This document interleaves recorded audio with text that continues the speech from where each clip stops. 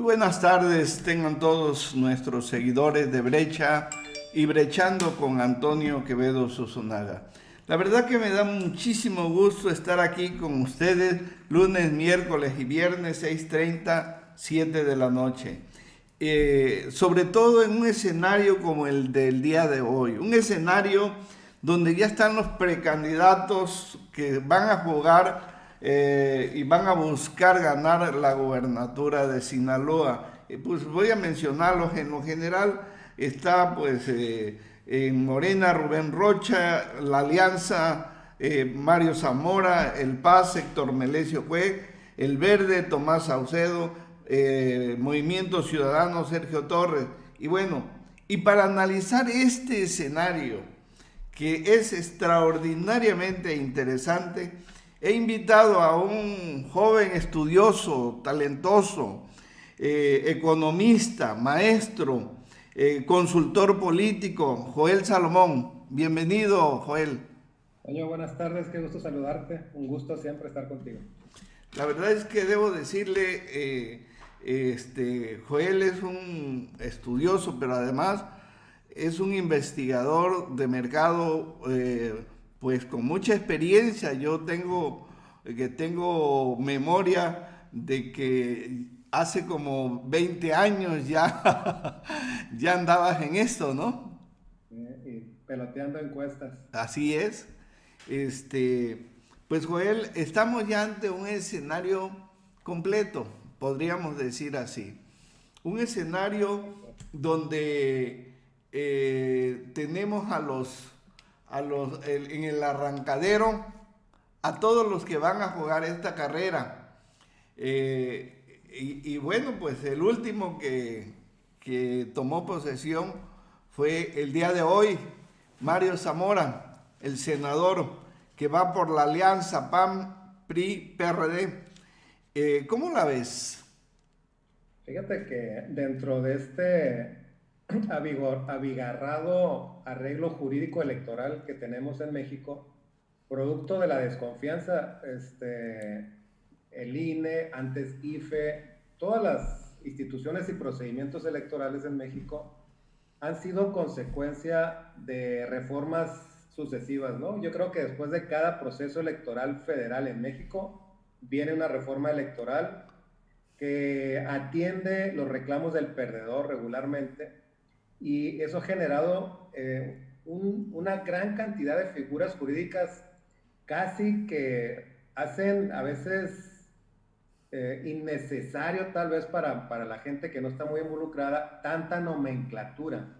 Por ejemplo, ahorita que comentaba usted sobre los precandidatos, pues resulta que la ley exige a que se llamen aspirantes.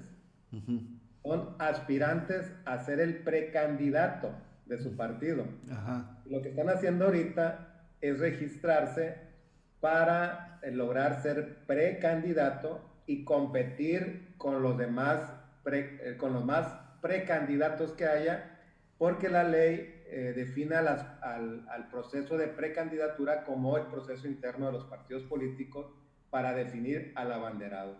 El 31 de diciembre termina el periodo de pre-campaña o de competencia interna, y de ahí saldrá el 1 de febrero quién es el candidato que habrán de registrar a más tardar el 17 de marzo. Entonces, ahorita quien se registró, Mario Zamora, fue el último en el PRI el día de hoy, que era la gran incógnita.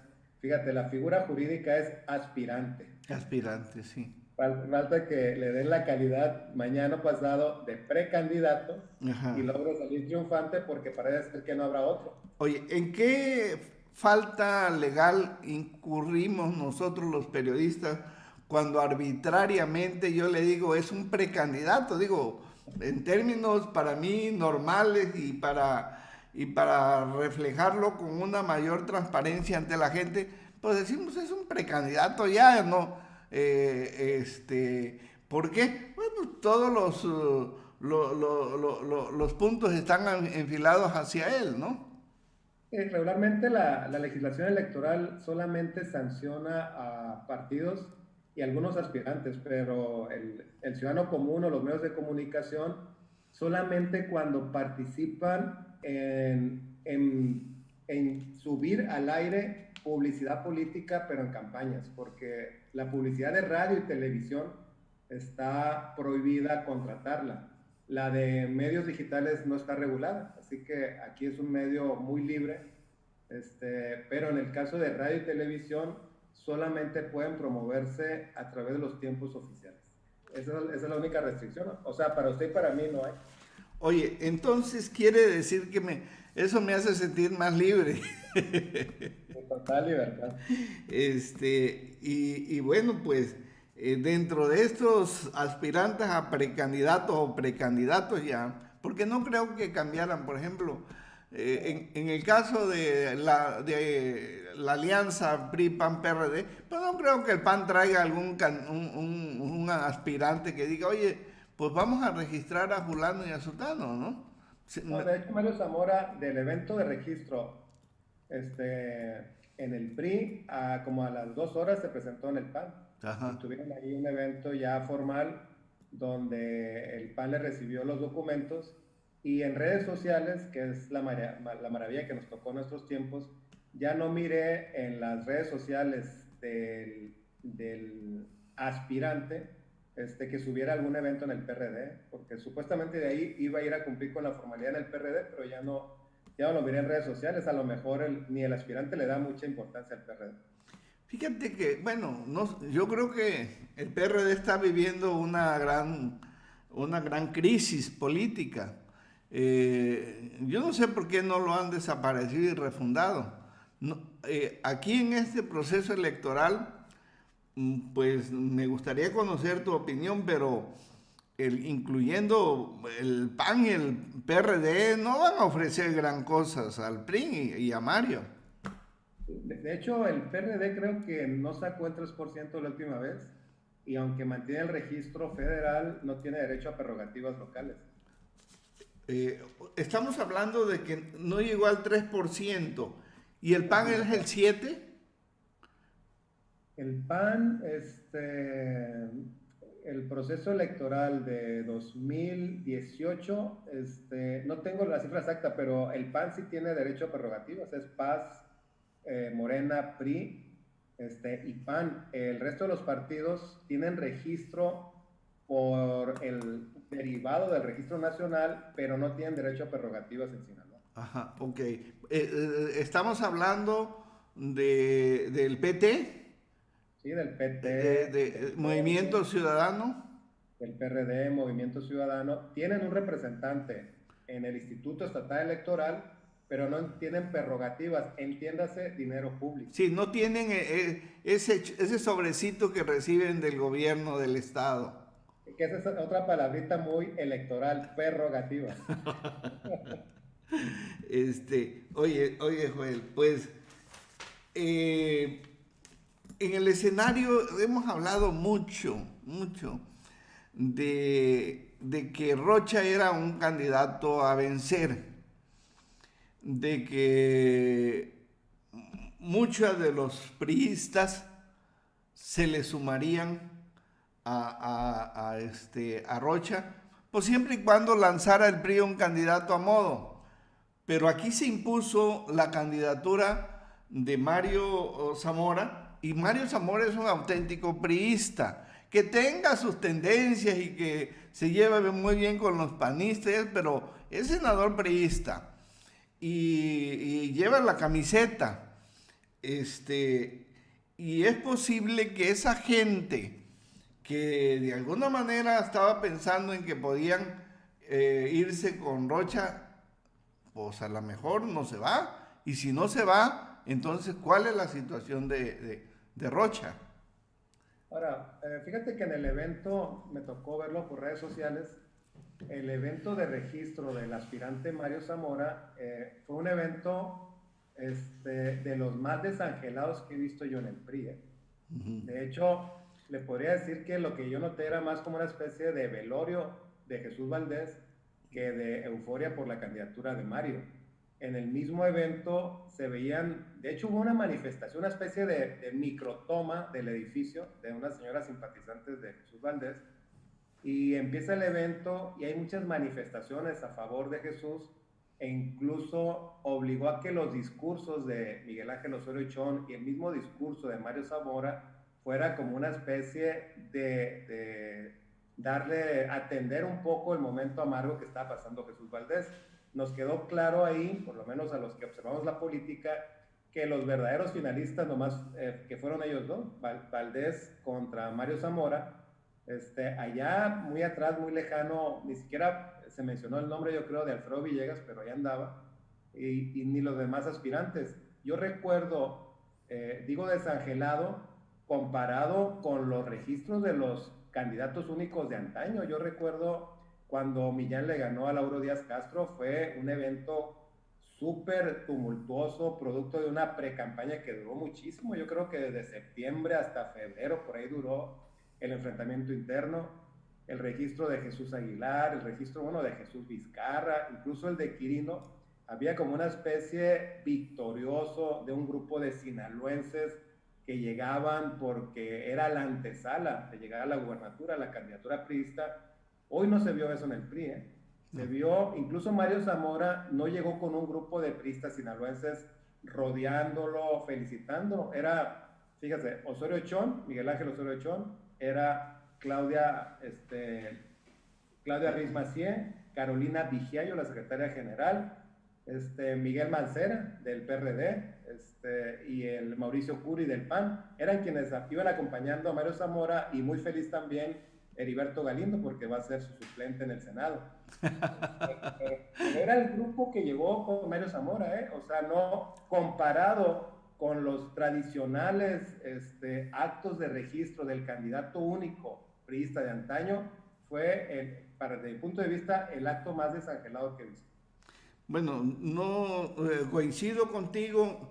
Hay un dato que se estuvo manejando durante el día de ayer y todavía en la noche.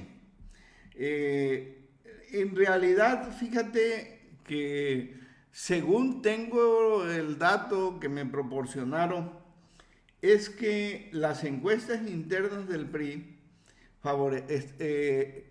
en el primer nivel estaba Jesús Valdés y muy cerquita de él estaba Alfredo Villegas. De ahí para allá, muy retirado, si te estoy hablando entre 27 y 30, vamos a suponer, un 7 a 9% Mario. La pregunta que yo me hago, si estaban así estos escenarios ayer, ¿por qué sale Mario y no Jesús Valdés o el mismo Alfredo Villegas? Porque ahora, en la reunión de anoche, nada más estaba Mario y Alfredo Villegas. En esa reunión no invitaron a los demás.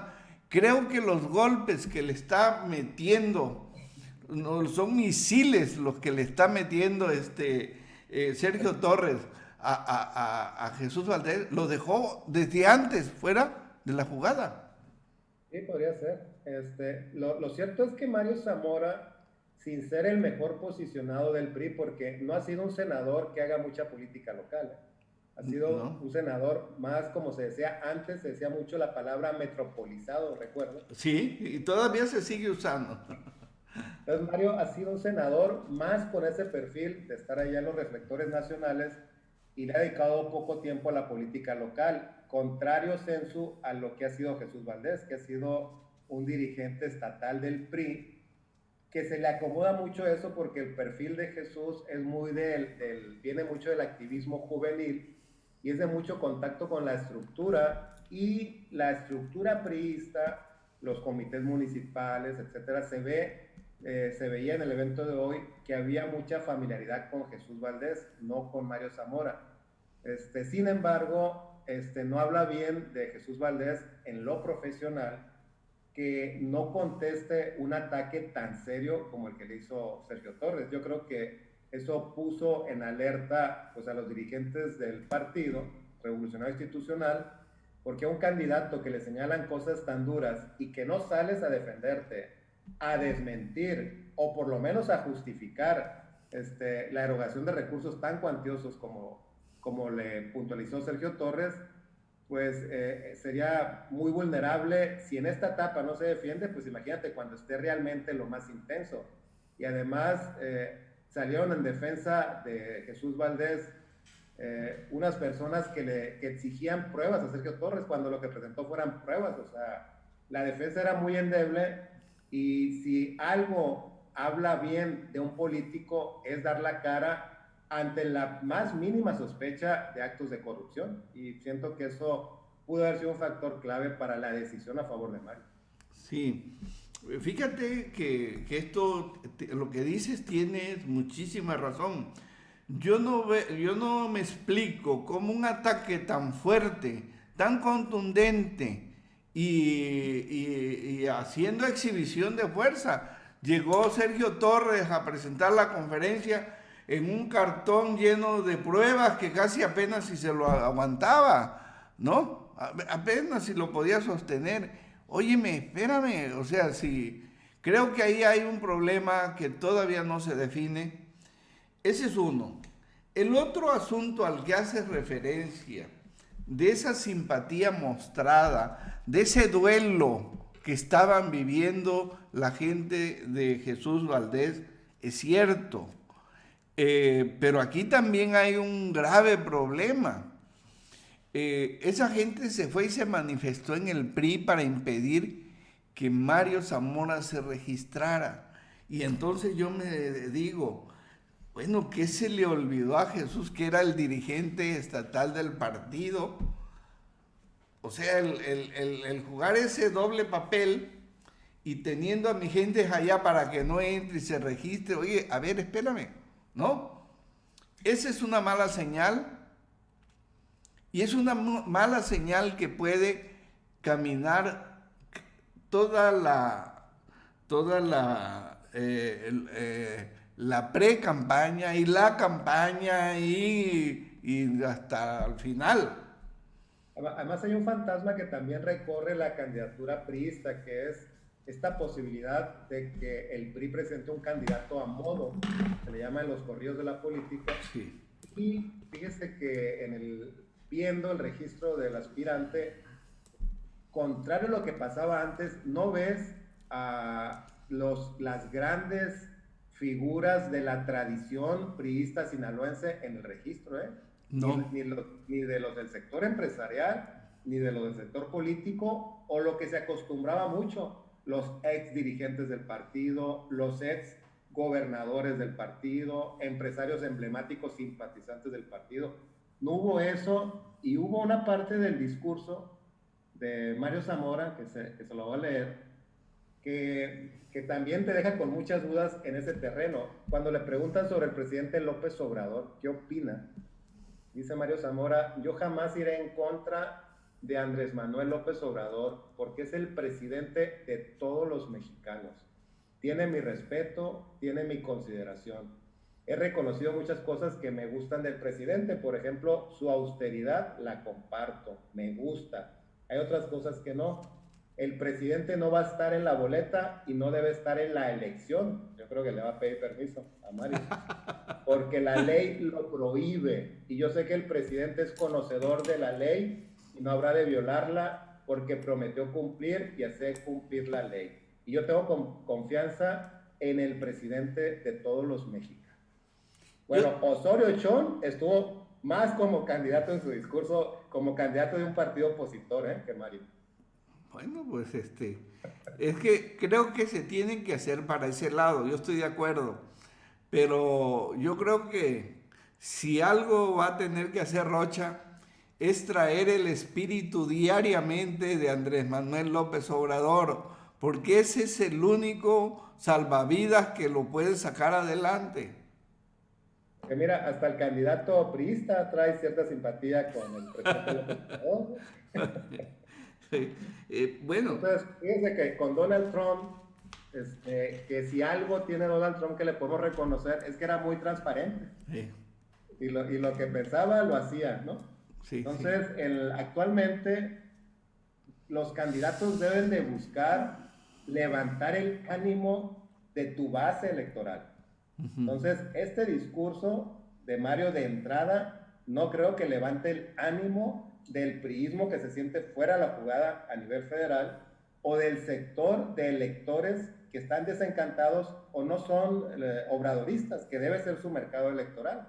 Entonces, si le vas a hablar al mercado que simpatiza, al ciudadano que simpatiza con López Obrador, pues debo decirle que ya tiene candidato ese partido, ¿eh? Que en el caso, el partido del presidente es Morena y su candidato es Rubén Rocha. Así es. Sí, yo veo sólido a Rocha, es un político hecho ya también, bien formado. Igualmente Héctor Melesio, son políticos, más que políticos, son académicos metidos a la política. Bueno, y en ambos casos tienen un buen referente hacia atrás, que es haber sido rectores de la universidad, ¿no? Claro, Y claro. la obra de ellos ahí está. Por ejemplo, ahorita que mencionaba usted el caso de Jesús Valdés del misil, que el gancho que le lanzó Sergio Torres, bueno, yo recuerdo en el caso de estos dos políticos, de Héctor Cuen, de Rubén Rocha, se han hecho muchos señalamientos. Bueno, Héctor Cuen, que es un pugilista que no deja pasar una, ante cualquier señalamiento da la cara al siguiente día o inmediatamente y desmiente y presenta pruebas. Entonces yo creo que cualquier persona que busque un cargo público es algo muy básico, pero a veces se nos olvida y hay que repetirlo. En un cargo público manejas dinero público, dinero de los contribuyentes, dinero de todos los mexicanos que de manera directa o indirecta pagamos impuestos y de ahí se hace una bolsa que es el erario y se hacen obras y servicios públicos. Entonces la gente que va a manejar ese dinero público pues debe ser gente honorable y ante cualquier cuestionamiento pues dar la cara y desmentir y acreditar ante la gente que eres una persona que tienes una conducta correcta y una conducta apegada siempre a la normatividad. Sí, y bueno, yo coincido contigo. Conozco a Héctor desde hace muchos años y la verdad es que es fajador, no deja que las cosas pasen, es directo y bueno, pues Y eso le gusta a la gente, eso Toño, le y nos gusta a gusta a la los gente. mexicanos, por eso tenemos mucho campeón boxístico y son muy populares. Sí, sí.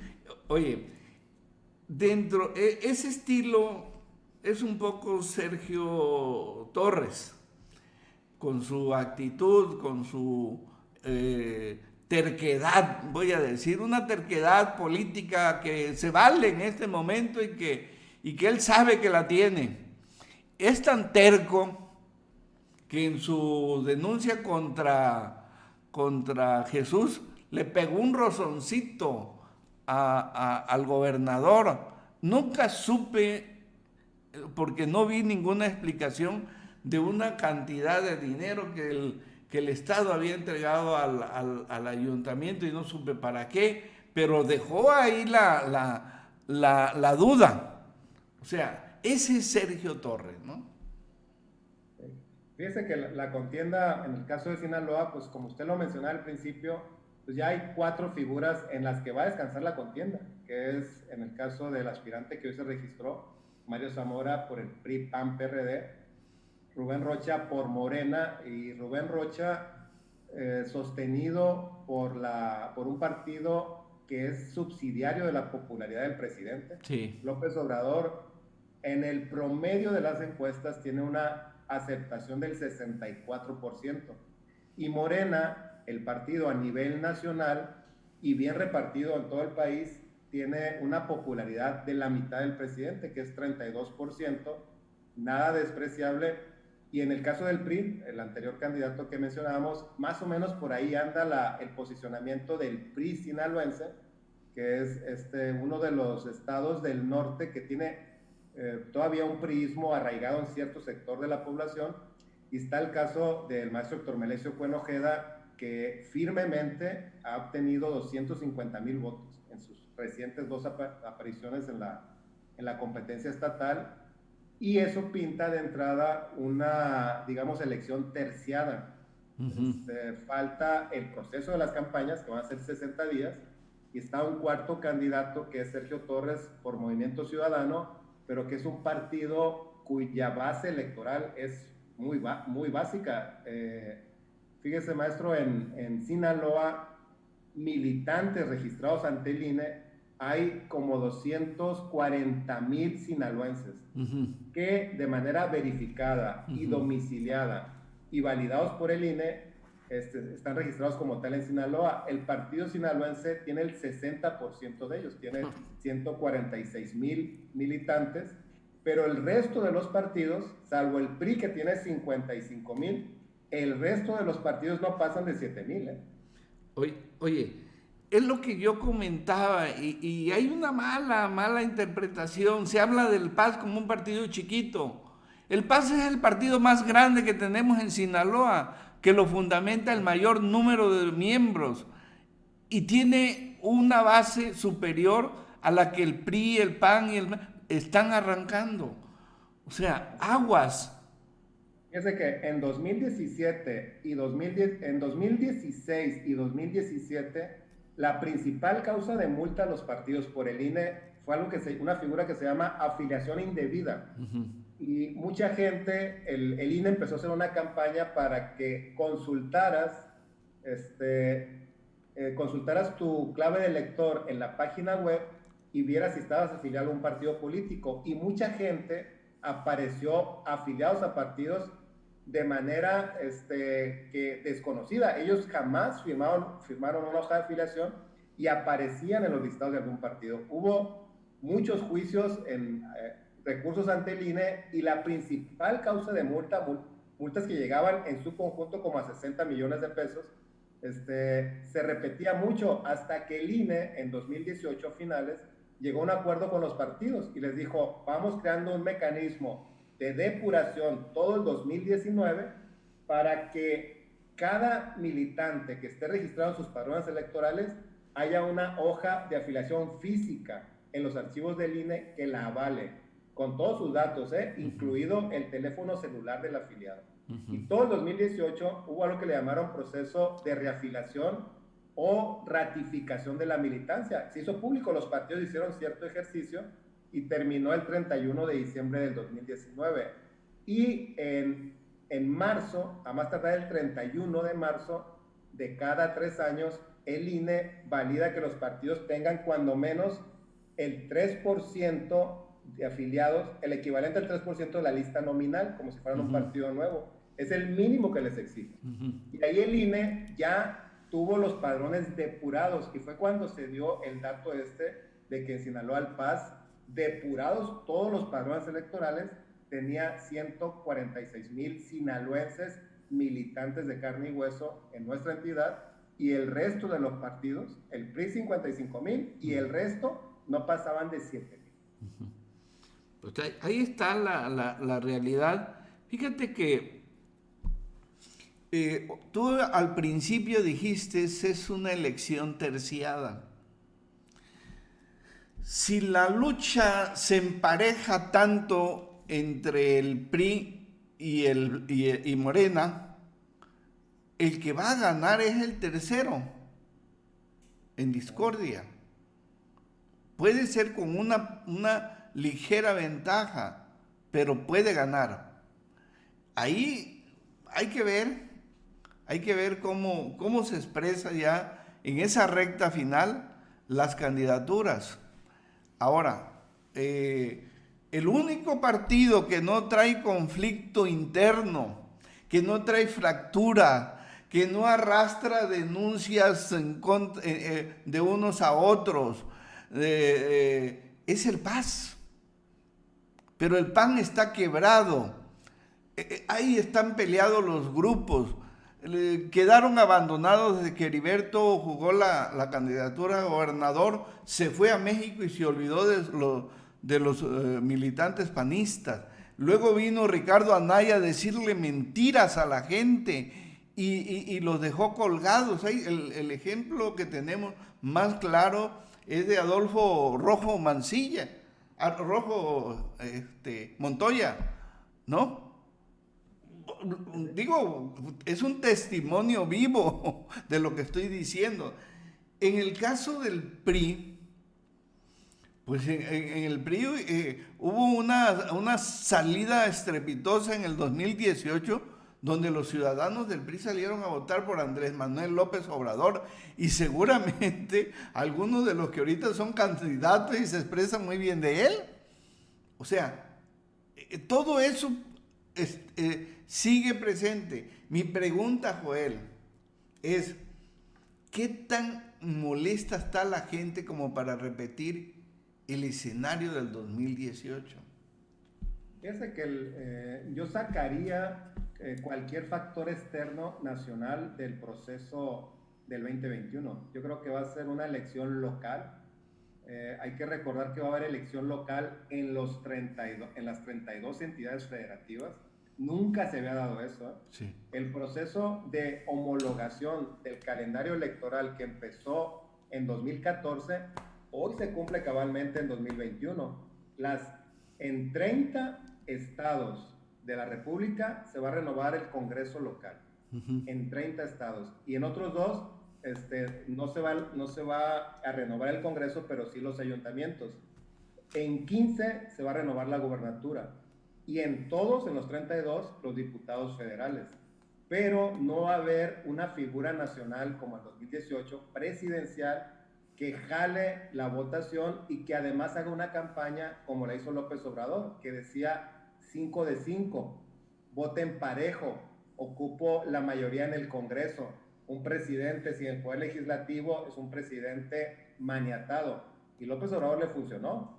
Invocó al voto parejo, y la gente, en la simpatía y en el hartazgo que castigó a los gobiernos anteriores, al de Peña y al de Calderón, pues se llevó todo. Yo creo que ese factor no va a existir. Va a ser campañas eminentemente locales. Y aquí están estas conjugaciones de candidato y partido que usted decía. Mario Zamora va a ser candidato del priismo sólido, institucional, que aunque no estuvo el candidato de la estructura, va a votar por quien postula. Habría que ver qué tan sólido es ese priismo, y con dos acompañantes, uno prácticamente inexistente, que es el PRD.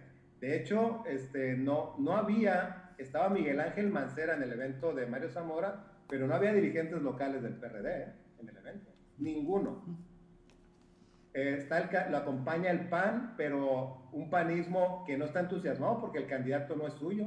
Y ya tuve una experiencia con Mario López Valdés, donde que lleguen las siglas al gobierno no significa que lleguen los hombres, ¿eh? Sí, es correcto. Y el gobernador gobierna con su círculo cercano, y suele pasar eso de manera normal en la política. Ese es el escenario del PRI. En el caso de Morena, hay un candidato, pero no hay partido local. Morena no tiene dirigente local, es no algo tremendo. Es el partido que tiene más popularidad, tiene más simpatizantes, tiene muy pocos militantes, pero no tiene ni siquiera dirigencia formal. Es algo curioso. Y tiene un candidato con mucha tradición, con mucho fogueo, como los Rubén Rocha, pero el partido estructuralmente pues es una incógnita. Y está por otro lado el candidato que está enseguidita, con un voto firme del 25%, y que tiene un partido muy organizado, que tan solo en la presentación de la precandidatura hizo una caravana aquí en Culiacán de 4,000 autos, por todo el Malecón Nuevo, por la Avenida Central Obregón. Y hay un cuarto jugador, que es un fajador, que es Sergio Torres, pero que tiene un partido que literalmente no existe en Sinaloa. Entonces, esas son las 4 fichas que se van a mover, con una variable que gravita ahí, yo diría que en un 50% de posibilidad, que es la alianza Paz-Morena. Y bueno, pues dentro de estos aspirantes está nuestro amigo Tomás Saucedo. Tomás Saucedo. Lo hago notar porque fíjate que Tomás tiene buen discurso. ¿Sí? Es un aspirante a la gubernatura, seguramente no con estos otros escenarios que hemos estado describiendo. Sin embargo, trae una fortaleza académica bien, trae un trabajo fuerte en cuanto a su quehacer periodístico, porque también es periodístico, analítico y empresario, porque tiene empresas. O sea, tiene un buen escenario, Tomás, y creo que pues a lo mejor con mucho gusto pueden hacer ellos una alianza con Héctor Melesio. Quien tiene mucha pasión, Tomás Saucedo, es un economista serio, maestro de muchos años de la Facultad de Economía de la UAS. Maestro, recuerdo, a mí me tocó que me diera clases de comercio internacional. Eh, y el asunto es que él es precandidato del Partido Verde, un partido que podría ser que sin avisarle fuera en candidatura común con Morena, que es lo más seguro. Bueno, eso puede ocurrir porque muchas veces los dirigentes nacionales no tienen ese tacto de respetar a sus líderes estatales, ¿no? Fíjense Este, que Héctor Melesio Pén Ojeda, desde la fundación del PAS, y es algo que en cualquier entrevista lo reitera, incluso cuando ha estado con usted seguramente se lo ha mencionado, un proyecto político crece en la medida en que incorporas nuevos actores a ese proyecto. No puedes pensar en chiquito, sino aspirar a cosas grandes e ir creciendo, incorporando. La trayectoria de Cuen, incluso en la universidad, es de gente, es de grupos de trabajo donde ves gente que incluso en su momento fueron detractores de él y de repente lo encuentras como sus grandes apoyadores. Esa es más o menos la mística de Héctor Cuen, y a lo que voy es que ocupas incorporar, tener esa visión para que el proyecto crezca. Si no tienes la disposición a incorporar gente nueva a tu proyecto, una candidatura no tiene viabilidad. Y yo ahí sí veo la fortaleza de Héctor Cuen, que es que hoy, por ejemplo, en Sinaloa de Leiva, puedes ver que se sumaron nuevos militantes de otros partidos y lo ha estado haciendo en el sur del estado y lo está haciendo en Los Mochis. Y yo creo que te digo esto, Toño, porque hay partidos de mucha tradición y de muchos años, como el Verde, como el PT, que jamás los has visto instalando una mesa para afiliar nuevas personas. ¿Y sabes por qué? Porque no quieren, como en las empresas, que lleguen nuevas gentes y creen derechos, fíjate. El tema y creo que López Obrador aquí tiene algo de razón, los partidos derivados de las prerrogativas cuantiosas y excesivas que reciben, se han convertido en negocios familiares muy cuestionados, tan negocios familiares que sus dirigentes no les interesa que entre gente nueva. Entonces, yo a quien nos escucha, los reto a que vean cuánto han incrementado los padrones electorales de esos partidos chicos, que curiosamente son chicos, pero no les interesa, fíjate, afiliar nueva gente. el negocio es para pocos. Oye. Cosa, fíjate, que no vas a ver en el PAS. El PAS ya somos 146,000 militantes. Y empezó el PAS con 60,000. Recuerdo que la ley exigía 20,000. Se tenían 10 días para formar el partido y Héctor Cuen llegó con 60,000 afiliados de un jalón. Y en estos tiempos, que alguien te acepte, darte tu credencial de elector y decir si pertenezco a un partido político, no es fácil. No es fácil, nada fácil. Oye, Joel, ya para cerrar esto, hay un esquema muy interesante, porque al Paz lo buscan porque se quieren sumar con él, hacer alianzas todavía. Por ejemplo, esos partidos, Movimiento Ciudadano, el PT, el Verde, que en su momento, en esta contienda, no son nada despreciables, esa sumatoria, ¿no?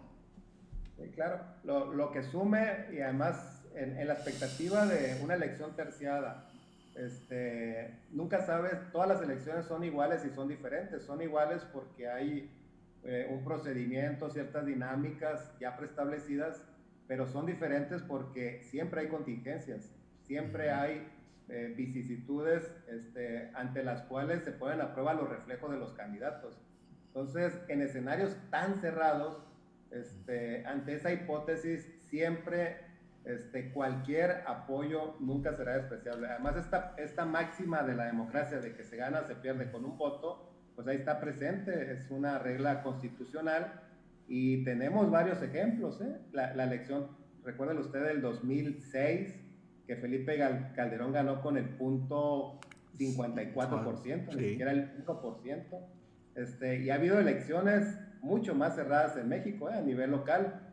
Entonces, ningún voto es despreciable y cuando está en juego algo tan importante y además que es con una periodicidad tan larga, 6 años, pues yo creo que cualquier apoyo y cualquier alianza bajo la figura ahora de candidatura común, nadie la va a hacer a un lado.